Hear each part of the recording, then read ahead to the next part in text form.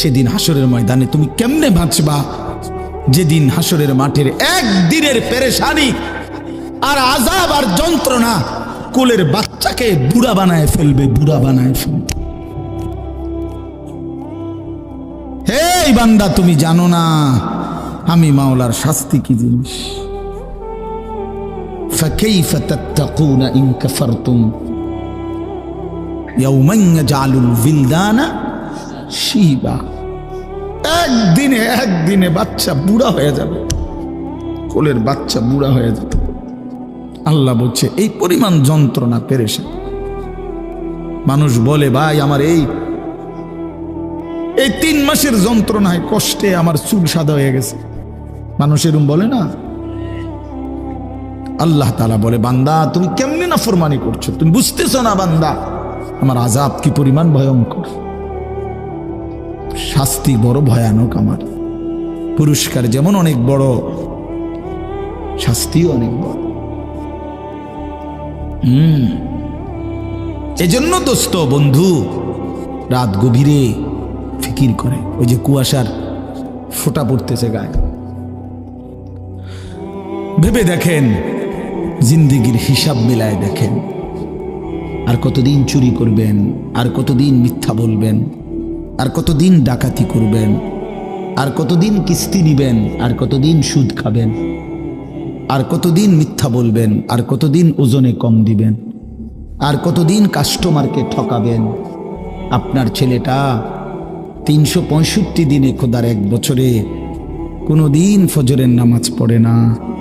এই জানোয়ার আর কতদিন নামাজ ছাড়া থাকবে? এ তো মানুষের বাচ্চা না, এ তো হাইওয়ান, এ তো চতুষ্পদ জন্তু, এ তো শয়তান। যার কপালে সেজদা নাই তাকে শয়তান বলে। ইবলিস সেজদা দেয় নাই, এজন্যই আল্লাহ বলছে তুই শয়তান। ইবলিস সেজদা দেয় নাই, এজন্য বলছে ফাইন্নাকা রাজিম, তুই আজকের থেকে অভিশপ্ত। ইবলিস সেজদা দেয় না, এজন্য বলছে ওয়া ইন্না আলাইকা লানাতা ইলা ইয়াউমিদ্দিন, বেঈমান সেজদা দিলি না, আজকের থেকে কিয়ামত দিবস পর্যন্ত তোর উপরে আমি আল্লাহর লানত। এই বেনামাজি ছেলে মনে রাখো, তোর উপরে আল্লাহর লানত, আল্লাহর লানত, আল্লাহর লানত, আল্লাহর লানত। মালিকের অভিশাপ নিয়ে সুখে থাকা যায় না, আল্লাহর লানত নিয়ে সুখে থাকা যায় না, সুখ মিলে না। এজন্য হিসাব করেন, 60 বছর বয়স বিড়ি সিগারেট ছাড়বেন না, চা দোকানের আড্ডা বন্ধ করবেন না। আজকে 30 বছর ধরে আপনার ঘরে রঙিন টেলিভিশন চলে, প্রতিদিন নাচ গান নাটক সিনেমা, ছেলে মেয়ে নাতি নাতনি বউ বাচ্চা সবাই দেখতেছে। এটা আর কোনোদিন বন্ধ হবে না? তাইলে আর কোনোদিন বন্ধ হবে না? যার বিবি আজকে 20 বছর বেপর্দা, এই মহিলা তাইলে আর কোনোদিন পর্দা করবে না? বলো বাবা, তোমরা যারা সারা রাত মোবাইলে নাচ গান ছবি দেখো, তুমি আর কোনোদিন ফিরবা না ভাইয়া? তুমি কি এই গুনাহ আর কোনোদিন ছাড়বা না? তাইলে আর কত নারী দেখলে তোমার তৃপ্তি হবে? আর কত ছবি দেখলে তোমার তৃপ্তি হবে? আর কোন দিন ফিরবার সময় হবে? এই রাত গভীরে শেষ হিসাব করে। আলাম ইয়ানি লিল্লাযীনা আমানু আন তাখশা কুলুবুহুম লিযিকরিল্লাহ। আল্লাহ বলে মুমিন ইমানদার বান্দা আমার, আমি আল্লাহর স্মরণে, আমার বন্দিগি আর আমার জিকিরের জন্যে তোমার দিলটা নরম হওয়ার সময় আজও কি হয়নি বান্দা? আলাম ইয়ানি, বলেন বাবা, বলেন ছেলেরা, বলো বন্ধু, বলো আর কোন দিন সময় হবে? আর কোন দিন ফিরবা? কোন দিন? বয়স্ক বাবা আপনি ফিরবেন কোন দিন? আমি ফিরব কোন দিন? আল্লাহ আমাদেরকে বুঝ দান করেন, আল্লাহ আমাদের কলিজার মধ্যে ফিকির দান করেন। কোরআনুল কারীমের 29 নম্বর পারা 67 নম্বর সূরা, সূরা মুলক, এই সূরা থেকে 3টা আয়াত আমি তেলাওয়াত করেছি। 12, 13, 14 আর অল্প একটু সময়। এই এখান থেকে একটু কথা বলি তাইলেই শেষ। 1 নম্বর কথা হলো সূরা মুলক। সূরাটার নাম কোরআনুল কারীমের অত্যন্ত ফজিলতপূর্ণ একটি সূরা। রাসূলুল্লাহ সাল্লাল্লাহু আলাইহি ওয়াসাল্লাম বলেছেন, হিয়াল মানিআতু হিয়াল মুনজিয়াতু তুনজিহি মিন আযাবিল কবর। রাসূলুল্লাহ, একটু মনোযোগ দিয়ে শুনেন, দেরি করব না আমি। রাসূলুল্লাহ সাল্লাল্লাহু আলাইহি সাল্লাম বলেন, এই সূরা মুলক 67 নম্বর এই সূরাটি হচ্ছে বাধা দানকারী, রক্ষাকারী। প্রশ্ন হলো কিসের থেকে রক্ষা করে, কিসের বাধা দেয়? তো নবীজি বলেন, তুনজিহি মিন আযাবিল কবর।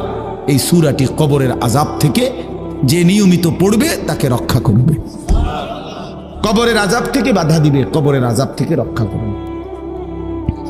কোন সূরা? সবাই বলেন। ছোট্ট সূরা, মাত্র 30টা আয়াত, 29 পারায়। এই ছোট্ট সূরাটি রাসূলুল্লাহ সাল্লাল্লাহু আলাইহি সাল্লাম বলেন কবরের আযাব থেকে রক্ষা করবে। তাফসীরে কুরতুবীর মধ্যে আছে, আল্লাহর নবী সাল্লাল্লাহু আলাইহি সাল্লাম বলেন, আমার দিল চায়, নবীজি বলছেন, লাওয়াদিত্তু, আমার দিলের আকাঙ্ক্ষা, দিলের তামান্না, নবীর দিলের আশা। রাসূলুল্লাহ সাল্লাল্লাহু আলাইহি সাল্লাম বলেন, আমার মনটা চায়, আমার দিল চায়, আমার উম্মতের প্রতিটা ঈমানদারের কলবে এই সূরা মুলকটা থাকুক। ফি কলবে কুল্লি মুমিন, প্রতিটা মুমিনের দিলের মধ্যে, জবানের মধ্যে এই সূরা মুলক থাকুক। এই জন্য এই সূরা কবরের আযাব থেকে রক্ষা কবচ। যে নিয়মিত পড়বে আল্লাহ তাকে কবরের আযাব থেকে রক্ষা করবে। এখানে আরেকটা প্রাসঙ্গিক বিষয়, কবরের আযাব আমাদের মৃত্যু পরবর্তী হাসরের ময়দানে উঠার আগ পর্যন্ত এই মাঝখানের এই সময়টাকে কবরের জীবন বলে। কারো যদি স্বাভাবিক মৃত্যু হয় অথবা অস্বাভাবিক মৃত্যু হয়, কারো যদি মাটির কবর কপালে জোটে অথবা নাও জোটে, মৃত্যু মানেই আবার হাসরের মাঠে উঠা পর্যন্ত মাঝের এই সময়টাকে কবরের জীবন বলে। কথা বুঝছেন নি? কথা মানে বিষয়টা হলো এই, মনে করেন অনেক অধিকাংশ মানুষের তো স্বাভাবিক মৃত্যু হয়েছে, মাটিতে তারে কবরও দিছে, কিন্তু এমনও তো মানুষ আছে যে বাঘের পেটে ঢুকে গেছে, জীব জন্তু হিংস্র প্রাণী তারে খাইয়া ফেলছে, আগুনে পুইরা জ্বলে ছাই হইয়া গেছে, পানিতে ভাইসা গেছে, এমন হইতে পারে না? তো তার কবর কই? তার তো মাটির দাফন করছে না। কথা বুঝছেন? কিন্তু তার মৃত্যু হয়েছে কিনা? এই মৃত্যু মানেই কবরের জীবন, মৃত্যু মানেই কবরের জিন্দেগি। তাহলে এই জন্য বললাম, আরে স্বাভাবিক হোক অস্বাভাবিক হোক, কবর জুটুক মাটির বা না জুটুক, মানুষের মৃত্যুর পরেই হাসরের ময়দানে উঠা পর্যন্ত এই মাঝের এই টাইমটাকে কবরের জীবন বলা হয়। এই কবরের জীবনে আল্লাহর নবী সাল্লাল্লাহু আলাইহি ওয়াসাল্লামের অসংখ্য হাদিস দ্বারা কিছু বলবেন? জি, কবরের এই বিষয়ে আল্লাহ রাসূল সাল্লাল্লাহু আলাইহি সাল্লামের অগণিত হাদিস। কবরের মধ্যে মানুষের এই কবরের জীবনটা, এটা কারো জন্য সুখকর, কারো জন্য কষ্টকর, কারো জন্য এই কবরে সুখ মিলবে, কারো জন্য এই কবরে কষ্ট হবে, আযাব হবে। রাসূলুল্লাহ সাল্লাল্লাহু আলাইহি সাল্লাম বলেন, আমি খুব সংক্ষেপে বলতেছি, 3টা প্রশ্নের জবাব যে কবরে ঠিকমতো দিতে পারবে, আল্লাহ তাআলা পক্ষ থেকে ঘোষণা হবে, সাদাকা আবদি, আমার বান্দা সঠিক উত্তর দিছে। আফরিশুহু মিনাল জান্নাহ ওয়ালবাসুহু মিনাল জান্নাহ ওয়াফতাহু লাহু বাবান ইলাল জান্নাহ, আমার বান্দার জন্য জান্নাতের পোশাক বিছায়া দাও, জান্নাতের পোশাক পরিয়ে দাও, জান্নাতের বিছানা বিছায়া দাও, জান্নাত বরাবর দরজা খুলে দাও। ফেরেশতারা জান্নাতের পোশাক পরিয়ে, জান্নাতের বিছানা বিছিয়ে জান্নাত বরাবর দরজা খুলে দিবে। ওয়ায়ুফসাহু লাহু, এবং তার কবরটাকে প্রশস্ত করে দেওয়া হবে, চারিদিকে 70 গজ, 70 হাত, অথবা আরেক বর্ণনা আছে মাদ্দুল বাসার, চোখের দৃষ্টি যায় যে দূর, এর দূর চতুর্দিকে ইমানদার নেককারের কবরকে প্রশস্ত করে দেওয়া হবে। এই সুন্দর প্রশস্ত ঘরে নেককারকে শোয়াইয়া, জান্নাতের বিছানা পোশাক পরাইয়া ফেরেশতা বলবে, ভাই সাহেব নাম কানাউমাতিল আরুস, নতুন জামাই যেভাবে বাসর ঘরে নতুন দুলহা ঘুমায় আরামসে সুখের বাসরে, আমনে আমনে ঘুমান, আমনে ঘুমান, কেউ ডিস্টার্ব করবে না। আমরা এসে নিয়ে যাবো পরে সময় মতো আপনারে। ইসরাফিল ফু দিবে দ্বিতীয়বার, আমরা এসেই আপনারে নিয়ে যাব। আপনি আপাতত এখানে আরামসে সুখের জান্নাতের নিয়ামত ভোগ করতে থাকেন। যে ব্যক্তি কবরে 3টা প্রশ্নের জবাব দিতে পারবে না, রাসূলুল্লাহ সাল্লাল্লাহু আলাইহি সাল্লাম বলেন আল্লাহ তাআলার পক্ষ থেকে বলা হবে কাযাবা আবদি, আমার বান্দা নাফরমান মিথ্যা বলেছে। আফরিশুহু মিনান নার ওয়ালবাসুহু মিনান নার ওয়াফতাহু লাহু বাবান ইলান নার, তার জন্য জাহান্নামের বিছানা বিছিয়ে দাও, জাহান্নামের পোশাক পরিয়ে দাও, জাহান্নাম বরাবর দরজা খুলে দাও। নাউযুবিল্লাহ। ফেরেশতারা এই 3টা কাজ করবে। প্রথম, এই হলো এক গ্রুপের কাজ। ওনারা এই জাহান্নামের বিছানা, জাহান্নামের পোশাক আর জাহান্নামের বরাবর দরজা খুলে দিবে। এই হলো একটা হলো। 2 নাম্বার, আল্লাহ রাসূল সাল্লাল্লাহু আলাইহি ওয়াসাল্লাম বলেন এই নাফরমানের কবরে এরপরে একজন ফেরেশতা আসবে। সেই ফেরেশতা এসে ইউদরাবু লাহু বিমিতরাকাতিম মিন হাদিদ, লোহার একটা মুগুর, লোহার একটা হাতুড়ি দিয়ে এই নাফরমানকে একটা আঘাত করবে। দরবাতান বাইনা উদুনাইহি, আঘাতটা 2 কান বরাবর মাঝখানে। নবীজি বলেন ফায়াসিহু সাইহাতান, বেঈমান তখন কবরে একটা চিৎকার মারবে।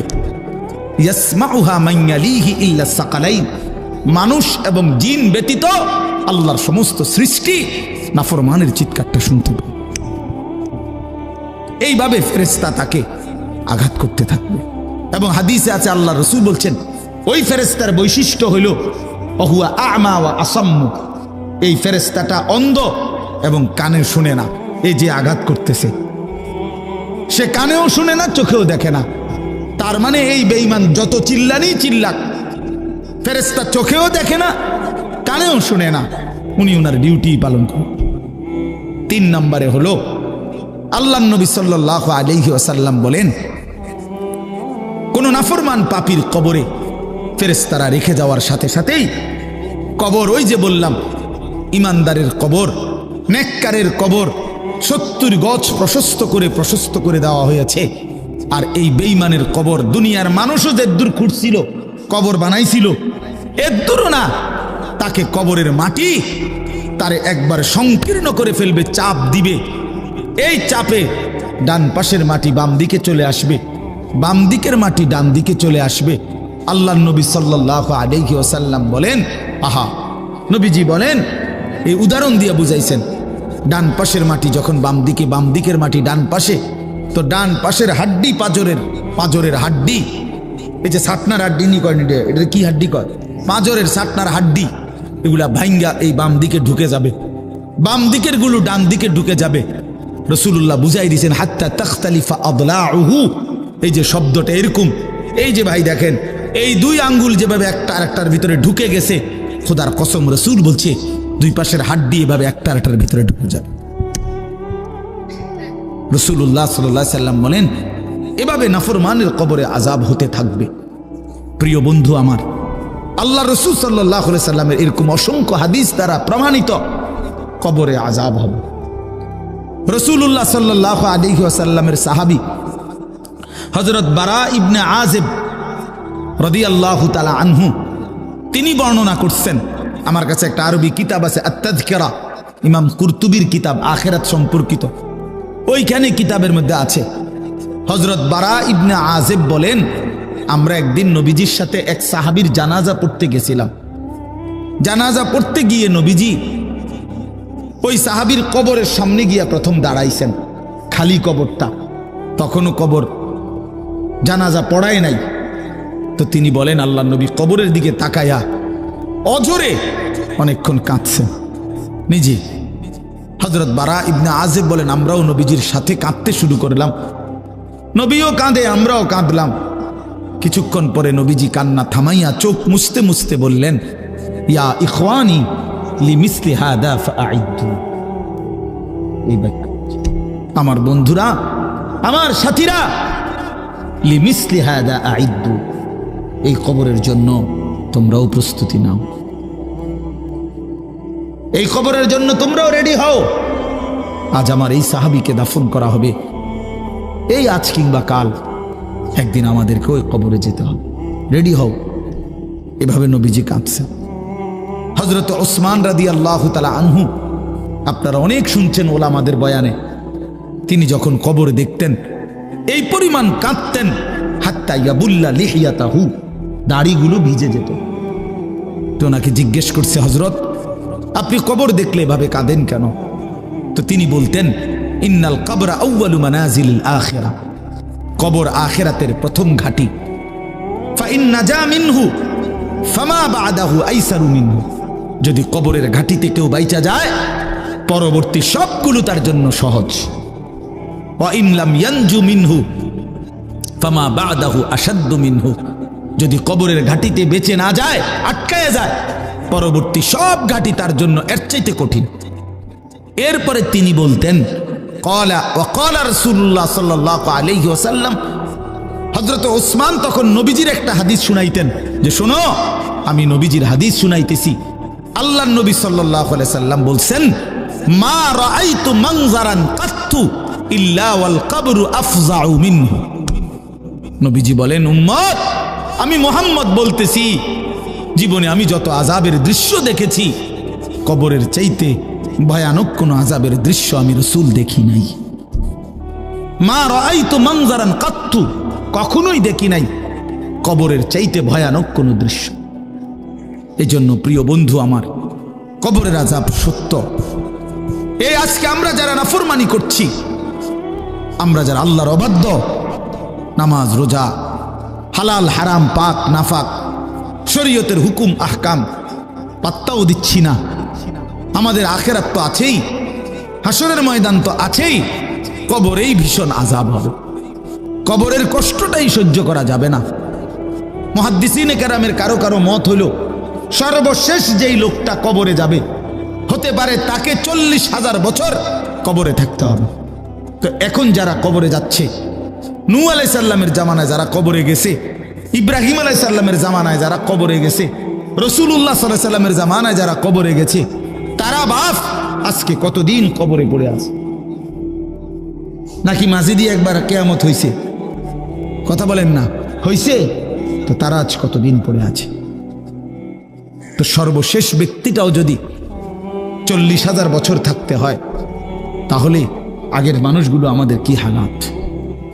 এই জন্য দোস্ত আমার, রাসূলুল্লাহ সাল্লাল্লাহু আলাইহি সাল্লাম 5 ওয়াক্ত নামাজের পরে হাদিসে আছে, নবীজি কবরের আযাব থেকে পানাহ চাইতেন। আল্লাহুম্মা ইন্নী আউযু বিকা মিন আযাবিল কবর ওয়া মিন ফিতনাতিল কবর ওয়া মিন ফিতনাতিল মাসীহিদ দাজ্জাল ওয়া মিন ফিতনাতিল মাহইয়া ওয়াল মামাত। এটা নবীজির 5 ওয়াক্ত নামাজের পরের কমন দোয়া ছিল। নিয়মিত কবরের আযাব থেকে মুক্তি চাইতেন, অথচ তিনি নিষ্পাপ, যার নিজের কোনো গুনাহ নাই, তিনি যদি এতবার দোয়া করতেন, আমি আপনি কি পরিমাণ দোয়া করা উচিত? অতএব আমি রাত গভীরে মনে করাই দিলাম, আমাদের কবর সত্য। প্রিয় বন্ধু আমার, বাবারা আমার, হাসলেও মরে যাবেন, কাঁদলেও মরে যাবেন, সুখে থাকলেও মরে যাবেন, দুঃখে থাকলেও মরে যাবেন। আল্লাহ যেন বারবার বলছে, বান্দা তুমি চাও কিংবা না চাও, আমি কিন্তু তোমার এনে থাকতে দেব না। বান্দা তুমি চাইলেও থাকতে দেব না, তুমি না চাইলেও থাকতে দেব না। আমি বান্দার রাখতাম না, এখানে এটা রাখতাম না, তোমারেও মনে রাখতাম না, পৃথিবীটাকেও আমি জাগাত রাখতাম না। শুধু শুধু তুমি এটা লইয়া কামড়াকামড়ি করো না বান্দা, রাখবো না আমি তোমারে রাখবো না। অতএব আমরা মরে যেতেই হবে। অট্টালিকার মানুষটাও মরে যাবে, কুড়ে ঘরের মানুষটাও মরে যাবে। জীবনে যে দুঃখ দেখে নাই সেও মরে যাবে, জীবনে যে সুখ দেখে নাই সেও মরে যাবে। মরবো কিনা আমরা বলেন? কবরে যেতে হবে কিনা আমাদের? অতএব আমাদের দায়িত্ব কবর, হাসর, মিজান, ফুলসিরাত, আখিরাত, জান্নাত, জাহান্নাম, এগুলোকে ভয় করা, বিশ্বাস করা। আর এগুলোকে ভয় করা মানেই আল্লাহকে ভয় করা। এগুলোকে ভয় করা মানেই কাকে ভয় করা? এগুলো আমরা দেখছি কেউ না, এ না দেখেই ভয় করতে হবে। কবর, হাসর, মিজান, ফুলসিরাত, জান্নাত, জাহান্নাম, কবরের শান্তি, কবরের শাস্তি, এগুলো না দেখেই বিশ্বাস করা, এটাই আল্লাহর ভয়, এটাই আল্লাহকে ভয়। আর আল্লাহকে যে ভয় করে, এগুলোকে যে ভয় করে, আল্লাহর কসম এটার অর্থই হলো সে গুনাহ থেকে নিজেকে বিরত রাখে। এই জন্য একটা সহজ কথা, যে গুনাহ থেকে বিরত থাকে সেই আল্লাহকে ভয় করে, যে আল্লাহকে ভয় করে সে গুনাহ থেকে বিরত থাকে। কথা বুঝছেন না আমার? এই কথাটাই আল্লাহ বলছেন, ইন্নাল্লাযীনা ইয়াখশাউনা রাব্বাহুম বিল গায়বি, নিশ্চয়ই যারা আল্লাহকে ভয় করে না দেখে। এই কথার অর্থ হইল আমি আল্লাহকেও দেখি না, অথচ আমার আল্লাহকে আমি ভয় করি। আমি কবর দেখি না, জাহান্নাম দেখি নাই, আখিরাত দেখি নাই, হাসরের ময়দান দেখি নাই, মিজান ফুলসিরাত দেখি নাই, কিন্তু আমি আল্লাহ রসুলের কথার উপরে, কোরআনের কথার উপরে আমার মালিকের এই কথাগুলো বিশ্বাস করি, ভয় করি। তো এই কথার উপরে যাদের জীবন, তার মানেই তারা গুনাহ থেকে বেঁচে থাকে। আল্লাহ তাআলা বলেন, আল্লাহকে ভয় করে না দেখেই আল্লাহর কথা, আল্লাহর আখিরাতের বিষয়গুলোকে তাফসিরে লিখছে, ইয়াখাফুনাল্লাহ ওয়া ইয়াখাফুনা আযাবাহু। তো আল্লাহর আযাবকে যারা ভয় করে, আল্লাহকে যারা ভয় করে, গুনাহ থেকে যারা বিরত থাকে, আল্লাহ বলেন আমি ওয়াদা দিলাম আমার সেই বান্দাদেরকে আমি দুইটা পুরস্কার দেব। এক, লাহুম মাগফিরাতুন, তাদের পেছনের জিন্দেগির সব গুনাহ মাফ করে দেব। দুই, ওয়া আজরুন কাবীর, সবচেয়ে বড় বিনিময় আমার জান্নাত দিয়ে দেব।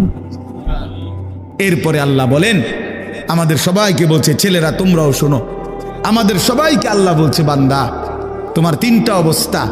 একটা হইলো তুমি কিছু কথা জোরে বলো, কখনো আস্তে আস্তে বলো, আর কখনো অন্তরের মধ্যে জল্পনা কল্পনা করো। তুমি শুধু এদ্দুর মনে রাখো, বান্দা আমারে আড়াল করতে পারতাম না, আমারে আড়াল করতে পারতাম না। তুমি আস্তে বললেও আমি শুনি, তুমি জোরে বললেও আমি শুনি, তুমি অন্তরের ভিতরে লুকাইয়া রাখলো আমি তাও জানি। কাজে আমার থেকে তুমি বাঁচতে পারতো না, আমার থেকে। এই জন্য যুবক, তুমি মনে করো ইয়ারফোন লাগাইলে আর কেউ শোনে না, না মানুষে না শোনে না, মালিক তো শোনে। তুমি মনে করো রাত 2টা বাজে, দরজা লাগায় ফেললে, লাইট নিবাইয়া ফেললে, এবার মোবাইলে